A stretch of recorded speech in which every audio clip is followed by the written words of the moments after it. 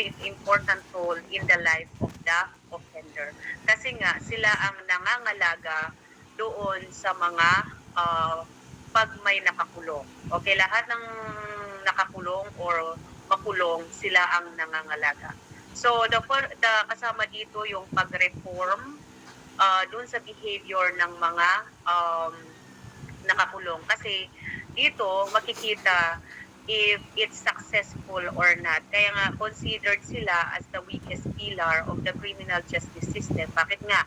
Kasi sabi nga nila, sabi nga is weakest pillar kasi hindi minsan ay may yung mga criminal is yung mga ex-convict, pag lumabas sila sa kulungan, nakakagawa pa rin sila ng krimen. So dapat, sabi nga nila, nare-reform. So dapat, paglabas ng mga kriminal, hindi ay mga ex-convict, hindi sila nakakapag-commit ng krimen. Pero bakit may mga ex-convict na nakakapag-commit pa rin ng krimen?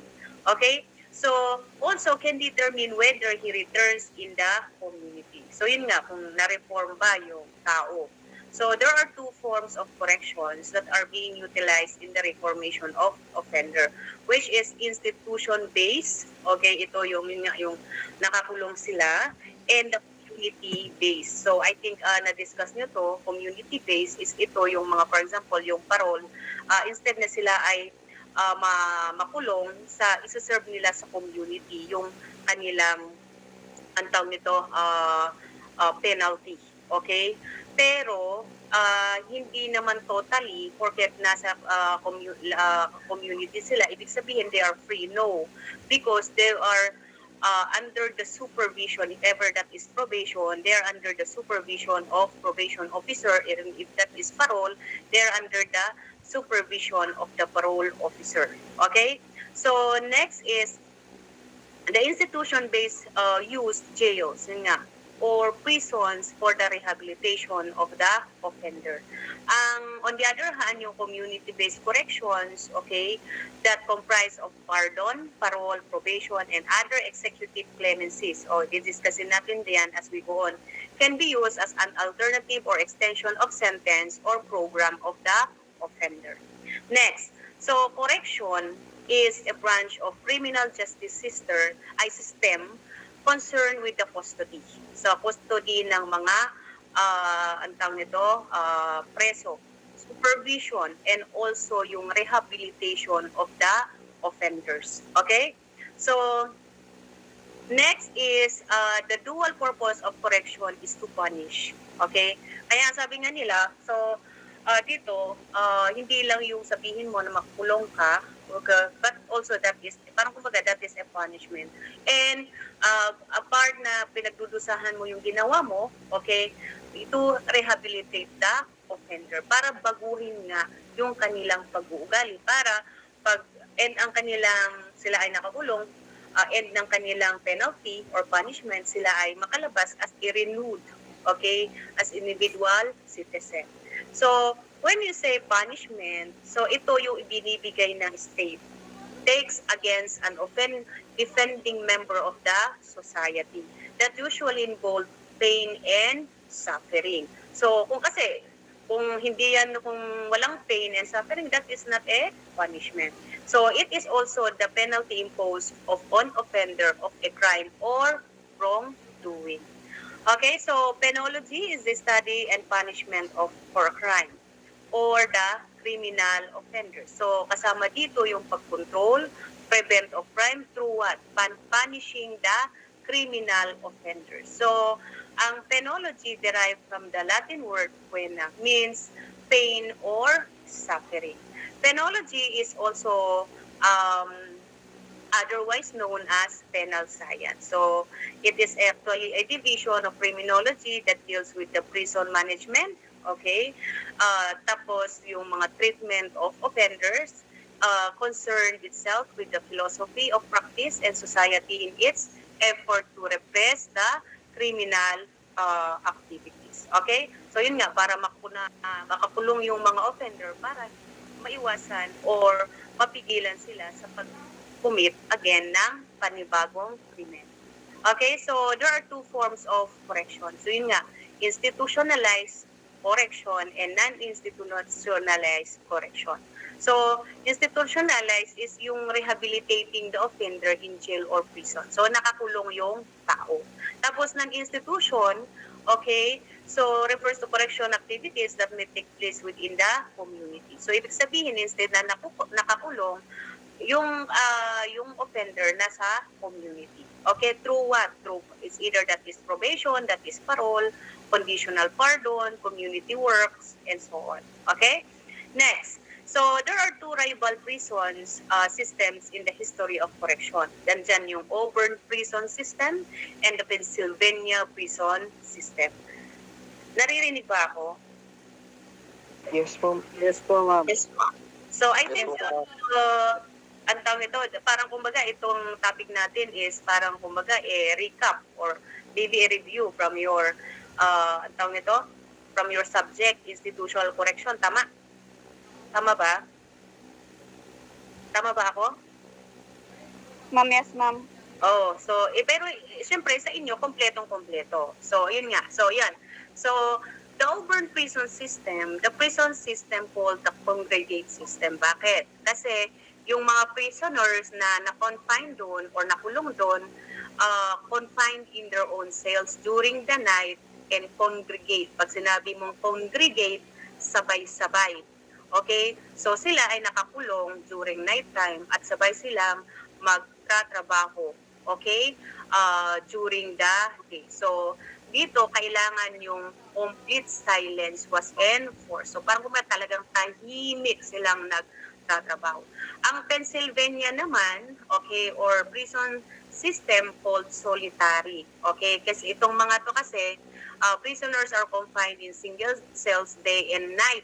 Okay? Where they live, they slept, and they ate and received religious instruction. So, ito, wala silang trabaho, okay? Matulog, kumain, at ang tawag nito, maghinig. Okay? So, for example, or sa mga religious, okay? Complete silence was enforced. So, dito, they are required to read the Bible. Okay? So, that is the difference. So, sa penalty, it is defined as suffering. Okay? Inflicted by the state. So, ito yung ibinibigay nga, okay? So, punishment or penalty ay binibigay sa mga taong nagkasala sa batas. Okay? So, dito, penalties as to gravity. Yun nga. So, death penalty as the capital offense. Kaso nga lang, yun nga, suspended po ang death penalty. So, ang ang capital punishment is yung reclusion perpetua to life imprisonment, which is a term of 20 to 40 years imprisonment. Okay, pag sabi mo reclusion perpetua. And reclusion temporal, mag-umpisa sa 12 years, 1 day to 20 years. Prison mayor, 6 years and 1 day to 12 years. Prison correctional, 6 months and 1 day to 6 years. Arresto mayor, from 1 day to 1 month to 1 day to 6 years. And arresto minor from 1 day to 30 days. So, ban to keep the peace or discretionary on the court. So, yung ban, okay, yun nga, yung na-discuss natin, yung piyansa. Okay? So, kung papayagan ng korte na pwedeng magpiyansa yung tao habang dinidinig ang kanyang kaso. Okay? Next is jail. Okay, so it is a short-term detention facility where a person convicted or suspended of a crime detained. It holds people awaiting trial. Might be yung mga ito, yung pag sinabi yung jail, ito yung parang kumaga kung saan kulong yung mga taong nag-aantay ng kanilang, while ongoing ang kanilang trial. Or yung mga under investigation. Okay? And people sentenced for a short duration which is below 3 years and 3 years sentence. So, jails include yung provincial jail, district jail, city jail, and municipal jails managed by and supervised by the provincial government. Ang Bureau of Jail Management and Penology, yung BGMP, respectively, which are both under the Department of Interior and Local Government or the PILG. Okay, so bear that in mind. Ang provincial jail, provincial jail, district jail, city jail, and municipal jails, they are managed and supervised by the provincial government. Ang BGMP, under siya ng DILG. Okay? So, there are types of jails. So, lock-up jails. So, ito yung mga security facility common to police station used to temporary confinement of an individual held for investigation. So, kung yung mga nasa ating police station, yung mga ongoing kung dito na temporary, nakakulong yung mga taong iniimbestigahan. Ordinary jails is the jail commonly used to detain a convicted criminal to serve sentence less than 3 years. At saka yung workhouse, jail camps or jail farms or camp, a facility that house minimum custody offenders who are serving short sentence. So we will discuss this as we go on. Okay? So prison. So a place of long-term confinement. Kasi yung kanina is short-term jail. For those convicted of serious crimes, like for example, mga heinous crimes, the sentence are above 3 years or place which refers to the national prisons or penitentiaries managed and supervised by Bureau of Correction under the Department of Justice. Okay? So we will discuss this as we go on yung mga national prisons, okay, or penitentiaries or insular. Okay? Next, so who is a prisoner? So a prisoner is a person who is under the custody of lawful authority. So a prisoner is any person detained, confined in jail or prison for the commission of a criminal offense or convicted and serving in a penal institution. So there are classifications of inmates, detention prisoner or detainee. Okay? Those detained for investigation, okay, or ongoing ang kanyang hearing or awaiting for trial. So a detainee is in a lock-up jail. Ang sentenced prisoners naman, they are already convicted. They are serving their sentence kasi may final conviction na yun na ang korte. Ang prisoners who are for safekeeping naman, ito naman yung may mga problema sa pag-iisip. Kailangan dalhin sa mental para hindi pa ang tawag nito, he will not harm other people, also not to harm himself or herself. Okay? And classifications of prisoners under BD 29, Presidential Decree 29. Okay, just, oh my goodness. Just a moment. Okay, so dito, city or municipal prisoners, okay, persons who by reason of their sentence may be deprived of liberty for not more than 6 months. The imposition of subsidiary imprisonment shall not be taken into consideration in fixing the status of prisoner here under except when the sentence imposes is fine only. Okay? And the provincial jails, okay? So, ito naman is administered and supervised by the respective provincial government. So, yung mga inmates is from 6 months and 1 day to 3 years are confined in the provincial jails. Okay, so classification of sentenced prisoners. Okay, so insular or national prisoners, ito from suffer a term of 3 years, 1 day to life imprisonment. Those sentenced to suffer a term of imprisonment cited above but appealed the judgment and unable to file a bond for their temporary liberty. Ang provincial jail, yun nga, from 6 months, 1 day to 3 years, or a fine not more than 1,000 or both. So those detained therein awaiting for preliminary investigation of their cases that is cognizable under the regional trial court.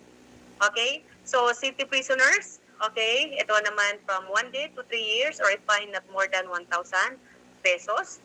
So those detained therein were cases filed in the municipal trial court. Those detained therein, those cases cognizable under the regional trial court and under preliminary investigation. So municipal, okay, ito na-discuss natin dito sa taas, okay, So, municipal, those persons sentenced to suffer a term, municipal jail serve imprisonment from 1 day to 6 months. Okay?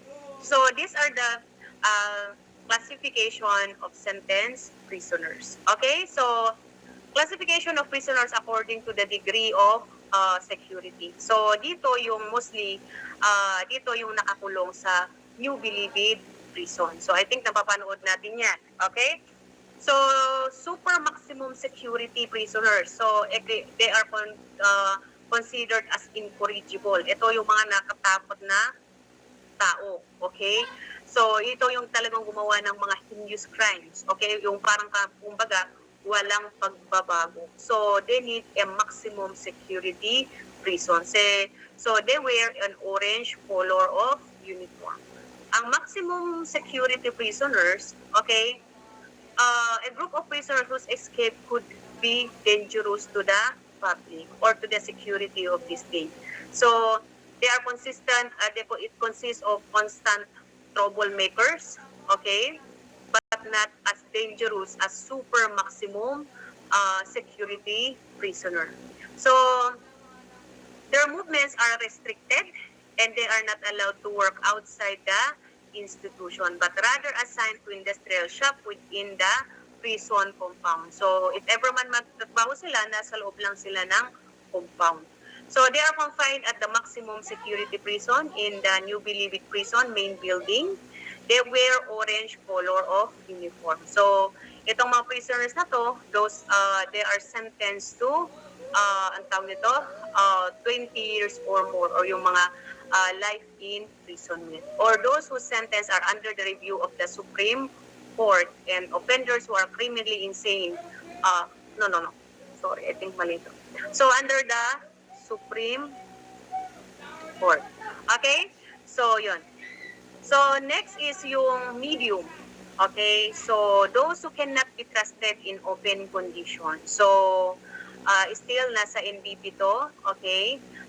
And pose lesser danger than maximum. So, although hindi sila mapagkatiwalaan, pero hindi naman sila katulad ng maximum, nasa maximum.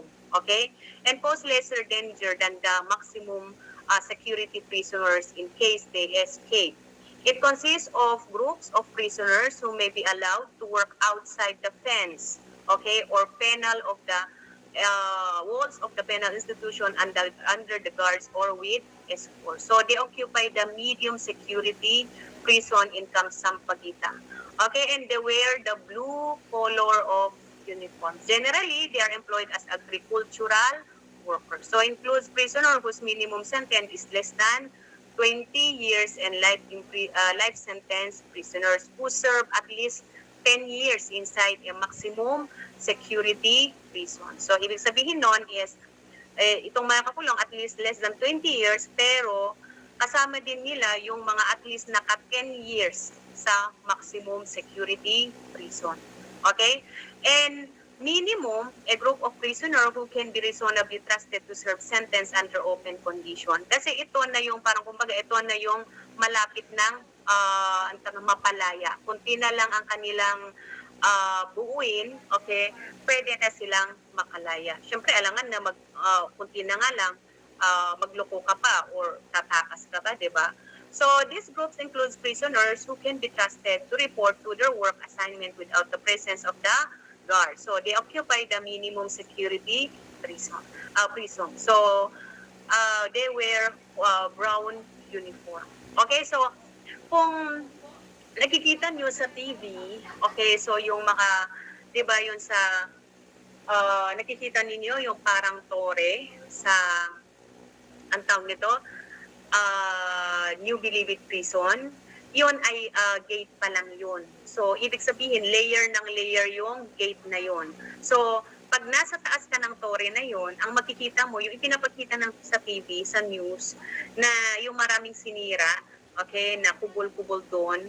So, makikita mo doon yung mga, ito yung mga nasa maximum security prisoner. So, hindi pwedeng makisalamuha yung mga, for example, students. Kasi we've been there how many times. Unfortunately, hindi ko alam na yon kung pwede kayong payagan Dito kasi, before, andun ka, pumupunta ang mga student doon. Okay? So, we've been to hindi kami nakapasok sa maximum kasi bawal nga. Kasi ito yung mga taong nakatakot. Okay? Lalo na sa super maximum. So, ang napuntahan namin, pwede na kami magsalamuha ay dito sa minimum. Okay? May mga presentation pa nga sila eh. Okay? So, yun. So, yan, sa minimum, yung malapit na silang, ito yung malapit na silang mapauwi. Okay? Or matapos ang kanilang, ang tawag nito, years, or yung kanilang punishment. Okay? So, I don't know kung papayagan kayo na pwede siguro kayong mag-initiate, okay, para magkaroon ng, ang tawag nito, how do you call that one? Yung trip, anong tawag nito? How do you call that one? Yung parang trip ng mga students na pwede kayong mag-visit sa NPP. Okay? So, if ever, pwede kayo sigurong mag-initiate para pag pinayagan yan, is at least meron kayong, ang tawag nito, makalabas man kayo, makita ninyo, not only on by the books, pero makikita ninyo kung ano ba talaga ang itsura ng kulungan. Okay? Even also sa CIW, okay, sa mga kababaihan, okay, na nakapasok kami doon, yung nag-iisang kulungan ng mga kababaihan. And also sa RTC. I think you discussed that sa yung RTC. Okay? Bago dalhin yung ang tawag nito, mga preso sa medium or maximum is dadaan muna sila sa RTC. Okay? So anyway, let's proceed. So, Bureau of Corrections supervise and control national prisons or yung mga penitentiaries. Yun nga. So, charged with the safekeeping of all insular or national prisoners. Okay? So, prisons, the different prisons in the Philippines are the following. The Old Bilibid is known as the present city jail. So, the Manila government swapped its property located at Muntinlupa to the Old Bilibid prison, which was owned by the national government. So,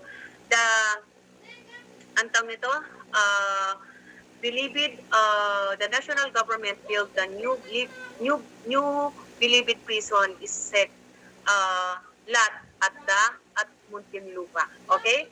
So, dito, okay, first Bilibid prison was constructed in 1847. So, this is a central place for confinement for Filipino prisoners. Okay? So, another here is the New Bilibid prison. It has 2 satellites. So, andyan yung Bukang Liwayway and Sambapagita Camp. So, it houses the minimum security prisoners who work the various projects of the institution. At saka nandyan yung Sampaguita Camp where the reception and diagnostic center, medium security unit, and the youth rehabilitation center are located.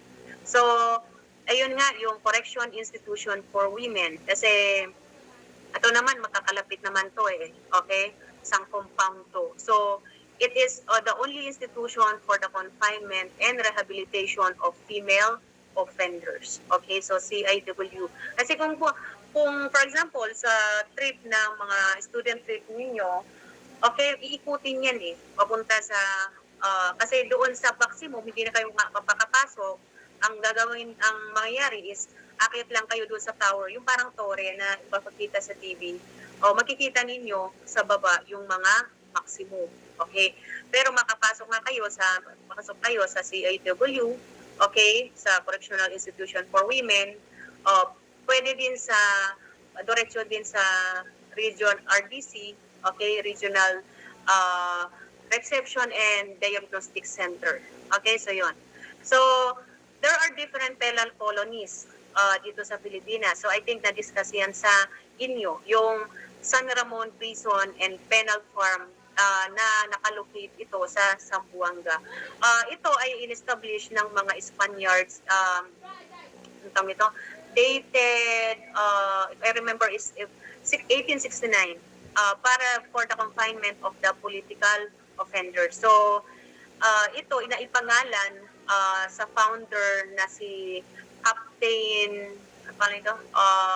Captain Ramon Blanco. Okay? He is of the Royal, ano ito? The Spanish Royal Army. So dito rin nakakulong si Dr. Jose Rizal. Okay, before. Okay? So ang San Ramon prison and penal farm, okay, abot yan ng 1,546 hectares. So, ang main product nila is copra. Ito yung pinaka-biggest source ng income ng Bureau of Correction. Kasama din yan yung pagpo-produce ng mga rice, coffee, corn, at saka, ano ba yung malalan dyan? Cattle. Okay? So, yon dito sa Zamboanga. Okay? Another here also is yung sa Iwahi penal colony, located yan sa Palawan. So ito dito yung parang kumbaga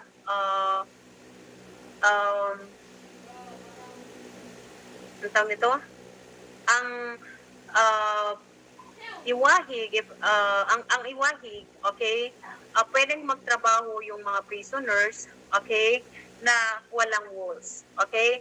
Only, parang kumbaga, only mutual trust and confidence between the prisoners at saka yung guard, okay? Ang Iwahig, they are considered today as is one of the best open penal institution in the world. Next is, ang tawag nito, I think ang Iwahig also na-divide into 4 sub-colonies. Andyan yung Montibol, ang tawag nito, Inagawan, Santo Lucia, at saka yung Central Sub-Colony. Okay? So, na-divide ng mga apat. Ang Iwahig naman is, ang principal products nila is rice, okay, mga logs, tapos mga cattle, okay. Next is the Davao Prison and Penal Farm, okay.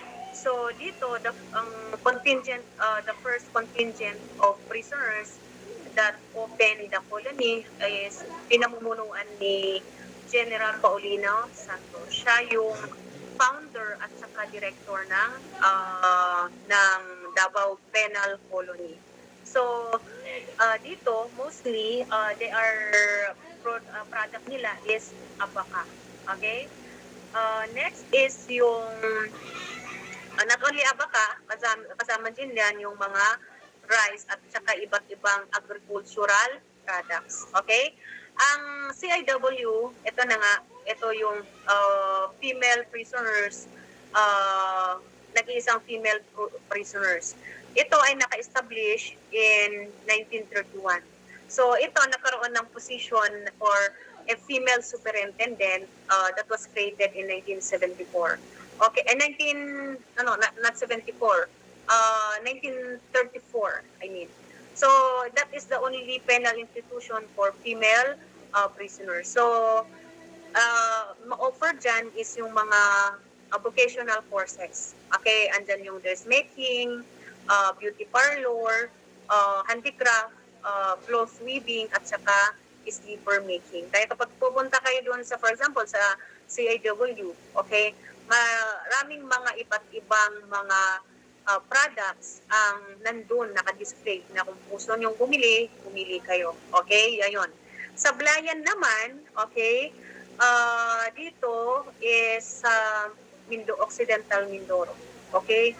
So, ang Sablayan, umaabot yan ng 16,000 hectares.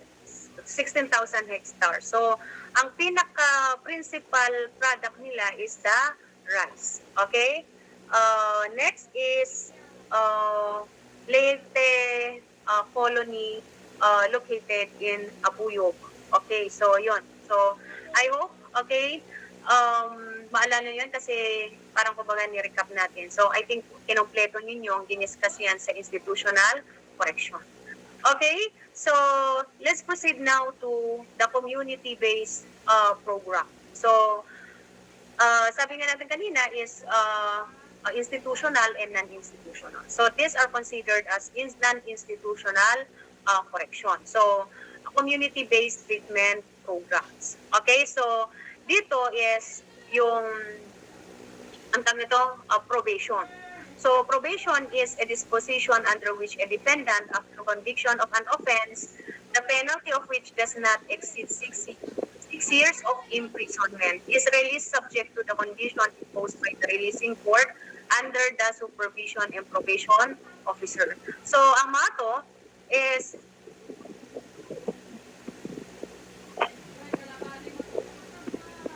Ines, can you mute? Okay. So pag sinabi mong probation, so for example, convicted na yung tao. So yung 6 years and above, 6 years and below. So pwede siyang mag-apply ng probation. Okay? So probation, parang kumbaga instead na siya ay makakulong, okay, sa community niya buuin yung kanyang punishment. Pero under siya ng probation officer. Ang pardon naman is ito yung pagpapatawad ng Pangulo. So minsan binibigay niya during his birthday or minsan during December. So ibig sabihin talagang pinatawad niya. So pwede na silang to be in the community. Kasi may two kinds of pardon. Andyan yung absolute pardon at saka conditional pardon. Absolute, totally na napatawad ka. Wala ka ng, pwede na ka ng, you're free. Ang condition naman is may nakatibat na condition. So, kung ano man yung condition na yan, nakalakal yan. So, if ever you are going to violate that condition, huhulihin ka, okay, makukulong ka. Okay, balik ka sa kulungan. So, amnesty naman, ito yung ibinibigay sa mga political offenders, okay, na na-commit ng treason, sedition, or rebellion. Ang parol naman, ito yung at least na-serve mo yung minimum sentence mo. Okay? So, ibig sabihin, you have a good conduct. Okay? Maganda yung pinakita mo, pag-ugali mo, pwede kang, you are good for parol, okay, pag napubahan, yung the remaining is iserve mo sa community with the supervision of the parole officer. Okay? And reprieve and suspension of sentence. So, ito yung postponement of the sentence, especially kung ang penalty is death. Unfortunately, wala po tayong death penalty. And yung commutation of sentence, ito yung pagre-reduce ng presidente ng penalty ng convicted person. So, yun. So, these are the community-based treatment. Okay? So, let's proceed. Okay? So, if you remember, yung mga rehabilitation programs, hindi ko siya nilagay dito. Okay, di ba, pag ang isang tao is nakakulong nga, okay, so the prisoners can be carried out through the process of classifications, custody, and control of prisoners. So, ayan nga yung mga programs and treatment ng sa mga nakakulong. Andyan yung employment of prisoners, kaya nga may livelihood program sila, di ba? Andyan yung religious services, okay, you can practice your own religion, okay, and educational program, recreational program, andyan yung mga library services, okay, health and medical services, and also counseling. So, those are the rehabilitation and treatment programs of the prisoner, okay? So, this is the end of the topic, okay, ang tawag nito, correction under the fourth pillar of the Philippine criminal justice system. So, let's proceed naman sa fifth pillar, okay, which is the community, okay? So, ang community is the fifth pillar. So, community is the pillar is very indispensable in the system because citizens assistance, again, so citizens assistance in the criminal justice system helps handle the complicated task of preventing and controlling the crime. So there is a need for more balanced allocation of peacekeeping duties between the criminal justice system and also yung prevention responsibilities. Yung community has an unparalleled role, okay, as the first pillar of the criminal justice system. So in this connection, the community is understood to mean as the elements that mobilize the energized to help authorize in effectively addressing the law and order concern of the citizenry. Okay? So, responsibility of the community in relation to the law enforcement. So, as one of the pillars or component of the criminal justice system, so community with its massive membership. Okay, massive membership kasi ano ba ang nasa community. We will discuss later on. Okay? Okay, with its massive membership has vital responsibilities in terms of crime control, maintenance of order, and the like. Okay? So the citizen can achieve these roles by how? Identifying the offenders. So, might be they can be witnesses. Okay? May nangyaring krimen, sino ba ang nakakita niyan? Might be yung mga, siyempre, yung mga natao, mga witnesses sa community. So, giving data about their illegal activities and cohorts of the criminals. So, pwede dyan na bigay sila yung mga illegal activities na nangyayari sa community, yung mga kasama ng mga criminals, okay? At saka yung proliferation of organized crimes and syndicates, okay? They can also be witnesses, okay?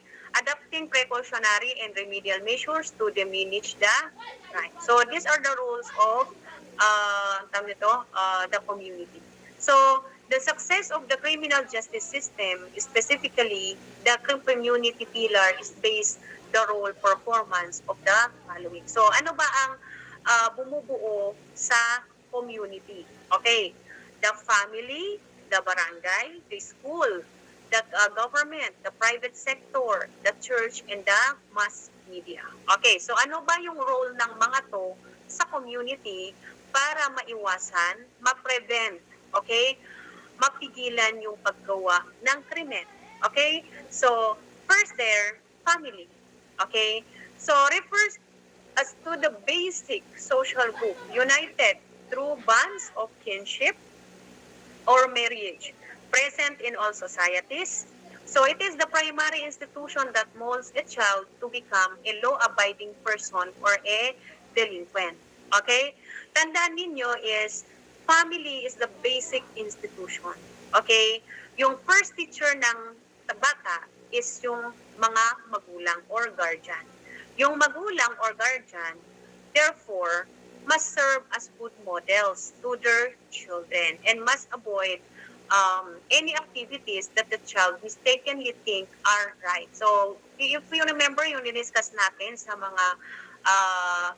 mga theories, kasi kung ano yung nakikita ng anak, yun yung nakikita ng anak, yun yung ginagaya ng anak. So, if one family member become a criminal, expect mo na the family, okay, must be open-minded in accepting this member. Kasi sino ba ang tatanggap sa kanila? Okay, if ever. Kundi pamilya din. Bago ko tanggapin ng buong community, tanggap sila ng kanilang sariling pamilya. So, no one will accept an ex-convict if his only family refuses him. Yun na sabi ko. So, if ever nagkasalaman yung tao, okay, tapos pinagdusahan naman niya, bumalik siya sa community, ang unang yayakap sa kanya is ang kanyang pamilya. Okay? Next is, ang tawag nito, role of the barangay. Okay? So, ano bang role ng barangay? So, there must likewise exercise its lawful functions. Okay? Ano yung functions ng mga barangay? Okay? Monitoring their residents within their jurisdiction. Especially yung mga gumagawa ng krimen. So, they are coordinating with the police, okay, within their locality must be within their locality, okay? So, close coordination with the police department within the locality must be establish. Kaya nga, di ba, diniscuss natin previously na dapat magkaibigan ang, for example, yung community and the police. Kasi, kung yun, di ba, yung discuss natin before, na dapat may close coordination ang police to the locality. Okay, for the purpose of what? Crime prevention and even criminal detection and also the apprehension of the offenders. Kasi kung walang ang tawag po operation, for example, ang barangay sa mga pulis, okay, yung mga programs ng mga pulis will fail. Okay, lalo na sa mga prevention of crimes, crime prevention, wala yan. Okay? Kung for example, may mga tao sa barangay, wala silang pakialam. O, di ba? Okay? Another here also is role of the school. Okay? So, ano yung role ng school? As you all know, binubuo nyo ang half of your life sa eskwelahan. For example, 8 hours sa school, 12 hours lang sa bahay nyo. Minsan pa nga, 12 hours school, di ba? So, they are considered as your second home. And also, they are considered as the second integral stage of behavioral social development is the school. So, it is said that school is an extension of the home, okay? Having the strategic position to control crime and delinquency. Kasi nga dito, okay, natuturuan ang mga bata na dadagdagan ng kanilang kaalaman bukod dun sa itinuro ng magulang. So pagdating sa school, mas lalo pa silang natututo pagdating sa good behavior. Okay? Ito exercise authority over every child that enter is the jurisdiction. Yun nga. So pag nasa, for example, pag nasa school kayo, jurisdiction namin kayo. Okay, para maturuan, maganda, or maturuan nilang maturuan para matuto kung ano man ang magagamit nyo pagdating ng araw, but also to maintain yung behavior ninyo. Okay? The teachers are considered second parents, having the responsibility to mold the child to become a productive members of the community. Okay, o yan. Nandito. So, we are your second parents. Okay, by devoting energies to study the child's behavior using all the available scientific means and devices in an attempt to provide each the kind and amount of education they need. Okay? So, yun. So, next is ano ba yung next? Ba't ayaw mag-move? Okay? Next, role of the government. Okay? Government officials must provide opportunities, okay, to reform and rehabilitated offenders. So yun yung sa correction. So without these opportunities, it is difficult to have an assurance that these persons will remain rehabilitated and reformed offenders. So the government must provide livelihood programs to avoid repetition of crime to those who engage in crime because of poverty. So yun nga, so tulong din ng gobyerno. So yun nga, 'di ba, sa ginagawa nila sa offenders, okay, they are rehabilitating, reforming the offenders. So dito din, okay, 'di ba, sa loob ng kulungan, for example, natututo sila sa mga livelihood program. So paglabas nila, pwede nilang magamit 'yan. Okay? Magamit 'yan, okay, para iwasan na makapag-commit sila ulit ng mga krimen. And yung role ng mga private sector. So, mga NGOs. Okay, so our private organization that are civic-oriented and thus promote peaceful and productive societies. These are the group of concerned individuals responsible for helping the government to pursue community development. So, they serve as the partners of the government institution. Ano ba yung provide ng mga to? Okay? Services for public welfare, good and welfare, thus preventing criminality and maintaining peace and order. So, itong mga private sector, okay, is also very important in our community since they provide jobs to the people. For example, yung mga private companies, okay, mga businesses, okay.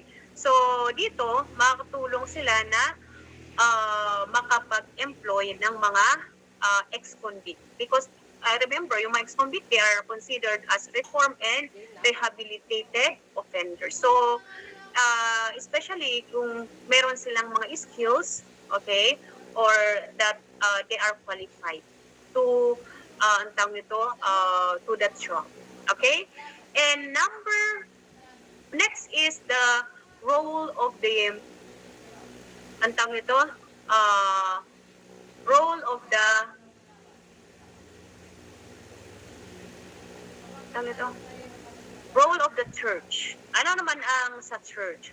So dito, role of the church, ano ba ang naitutulong ng simbahan? Okay? So dito, the church is the institution that provides a place for public worship. So alam naman natin yan, kahit anong church yan, and the services needed to enhance yung spiritual at saka moral character ng isang tao. So, yung church influenced yung people's behavior with the emphasis of morals and life's highest spiritual values.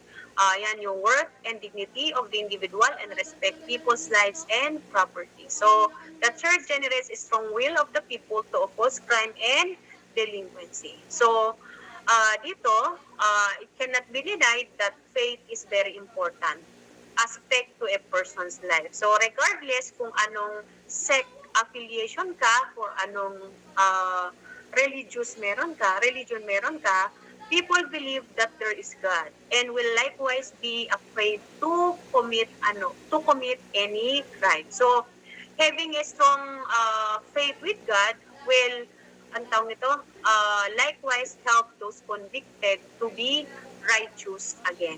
Okay? And lastly is the role of the mass media. Okay? So, ano ba yung role ng mass media? So, it is the best institution for information dissemination, thereby giving an opportunity to public to know the necessary facts of life that help them shape their daily views about crime and control. Okay?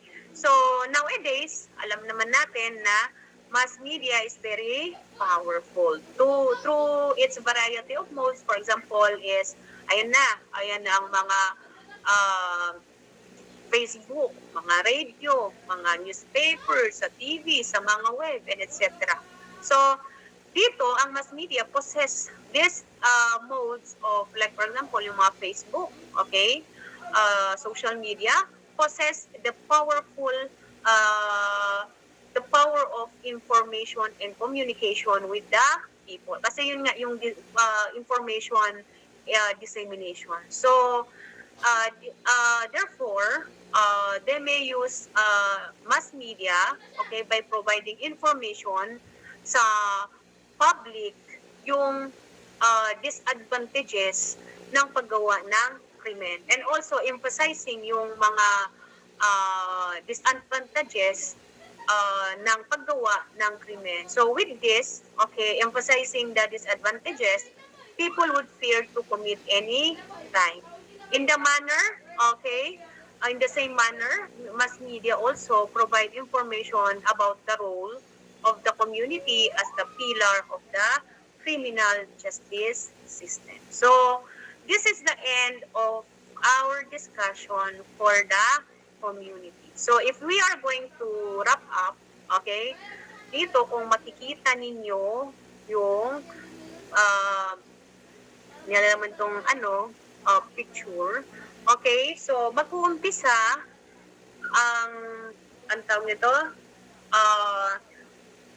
paggulong or pagdaan ng isang tao ng pag siya ay naaresto, pag siya ay nakagawa ng krimen. So ayan na, papasok dyan yung arrest of the offender. Okay? Just a moment.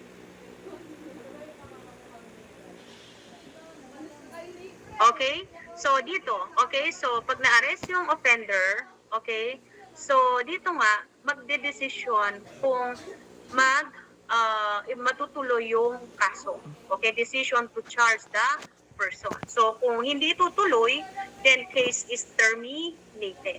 Okay? So, kung itutuloy, dadaan yan sa preliminary investigation. So, if kung duman yan sa investigation, preliminary investigation, so yung is either yung magpa-file ng information to the court or defendant not held to answer. So maybe yun nga, case terminated. So kung natuloy man yung magkakaroon ng negotiation.